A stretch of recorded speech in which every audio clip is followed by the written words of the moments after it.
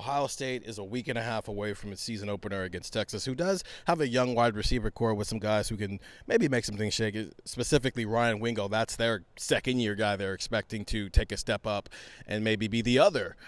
I mean, there's a long list of wide receivers who are second-year wide receivers who are pretty awesome. He might have a breakout year this year, which brings up the question with Ohio State's cornerback room, who is replacing Denzel Burke as a starter. We know who the starters are going to be, though. It's Davison Igbinosun in his third year as a starter at Ohio State and fourth year as a starter in college football in general after he transferred from Ole Miss, and Jermaine Matthews, who was essentially a co-starter last year, and now he's moving up into a full-time starting role. Behind them, you do have 2 5-stars. Aaron Scott, the second-year 5-star, who played minimally last year, but we're expecting to have a bigger role this year. And then Devin Sanchez, who we keep trying to put the Jeremiah Smith label on, even though it's probably not wise to compare anybody to the best player in college football, almost to the point that now that Sonny Styles is no longer wearing the number 6, he's wearing the Block O, Devin Sanchez can wear his high school number 6, and stop wearing number 4. So the question, though, is because of who they play week 1, Stefan, how many cornerbacks are you expecting to see? Do you think they're going to rotate at corner against Texas? Or is this we're going to play the guys we trust and we'll come up for air after that, and against Ohio and Grambling we see more of Aaron Scott and Devin Sanchez? Barring injuries and barring Ohio State, Texas being a blowout either way, which I don't think any of us project, I think we're only going to see Jermaine and Davison Igbinosun play in the corner spots. Now, we'll see rotation at nickel. We'll see Caleb Downs at nickel. We'll see Lorenzo Styles there. We'll see, I think, Jalen McClain and Malik Hartford both playing some safety. I think that all will be in place. But in terms of the 2 kind of traditional corner spots, I think you're going to see Jermaine. I think you're going to see Davison play all of the important reps in those games, barring anything happening. So I just think that's where this team kind of is as it comes into talking about this Texas game, is like, we're going to put our best 22 to 30 players out there and rotate where we need to rotate, and where we don't need to, we're not going to mess around with putting in an Aaron Scott, a Devin Sanchez, things of that nature. I just think week 1 is do everything you need to win, whether it's 10-7, whether it's 42-39, whatever the final score is, find a way to win. And then against Ohio and Grambling, and you have the bye week after that too, to kind of tweak some things, figure out what the best way to go about things is just because you have it kind of feels like big game, then preseason, and then conference schedule starts. Like, that's kind of how this schedule is almost setting up for Ohio State, where it's like, do everything you can to win this game, go through your preseason, figure out what your best kind of rotation and things are, and then the season starts where you have to start thinking, okay, it's a 16-game season. At that point, you're probably thinking, 13 games left. How do certain guys rotate in? How do you keep guys fresh? All that starts kind of when you play at Washington, right? But I think as it comes to the Texas game, I would expect to see Davison, Jermaine, put your best guys out there. Aaron Scott and Devin Sanchez, we'll see you next week, and it'll progress as you get to Big Ten play.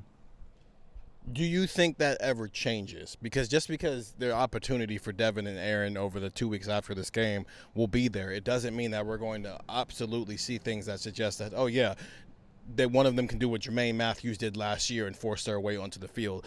With Aaron Scott and Devin Sanchez, do you think this can get to 3 and maybe even 4 at some point this season?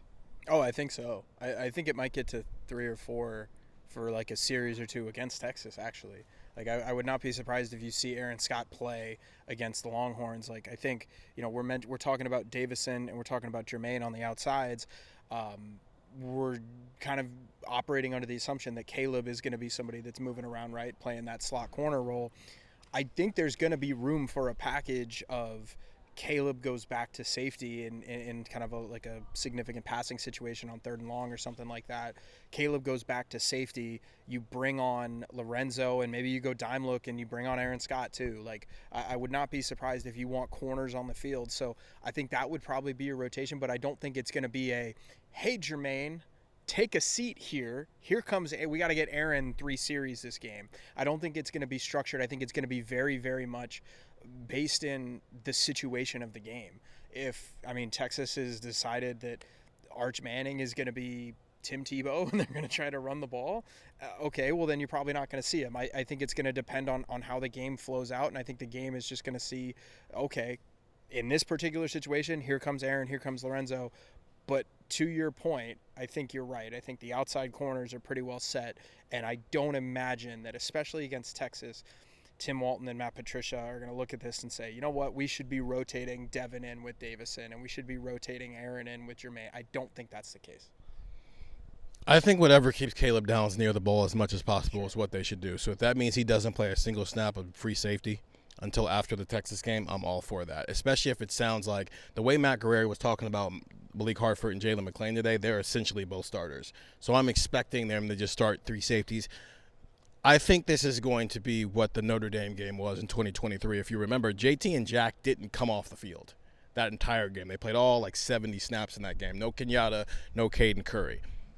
Apply that to Jermaine Matthews and Davis and Igbinosun for the Texas game. They're going to play, which is why they don't play press. I asked Tim Walton about that. They have to be able to do it, but you also have to mix some things up. It's a different defense. You can't just play press man for 70 snaps a game, because if they were, then they'd have to rotate. Yeah. You can't ask guys to play press man for 70 snaps a game, because then eventually they're going to start giving up 60-yard bombs, and we're going, what the heck is going on? He's tired.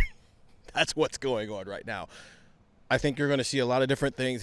Tim Walton said that there's a level of freelance they give those corners with how often, how close they want to play, depending on what the call is, what the situation is in those moments.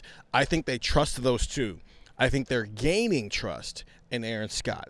I think Devin Sanchez is learning. He is developing. He is doing normal freshman things, not JJ freshman things. And so my Washington game, do I think there's some packages? 100%.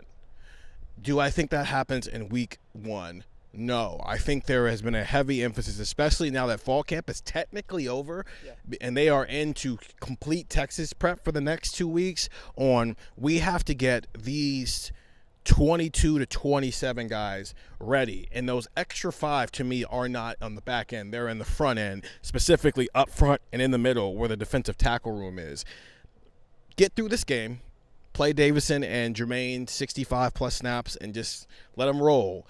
And then you play them 10 snaps the next 2 weeks, and you let Devin Sanchez and Aaron Scott get all the reps manageable. So that way, by the time you get to Washington, by the time you get to Wisconsin, Illinois, you do have that depth built in so that then you can rotate. They didn't start rotating Jermaine Matthews till after the Oregon game. So I'm assuming we might see a similar situation here. Get the text 614-350-3315. It's a 2-week free trial and $3.99 after that. And we'll continue to discuss this on Buckeye Talk. Go listen to that wherever you find podcasts. We text a lot of good stuff. We have a lot of fun in there. I'm serious, man. You should go get it. This is a good time to get it. You got 2 weeks to the game. You get all the information you want. I'm telling you, it takes you through the Texas. You're a smart guy, man. It's a smart guy right here. 3 5-stars that have committed this week. Some of them to Ohio State, some of them could be to Ohio State, one of them already not to Ohio State. You would have known that first. There's a lot going on. So get the text 614-350-3315. Andrew, Steven, Stefan. I know he's Stefan and I'm Steven, but I did it this time around. We do rotate. We have a 3-man rotation. Let's see if Ohio State can get there too. See ya.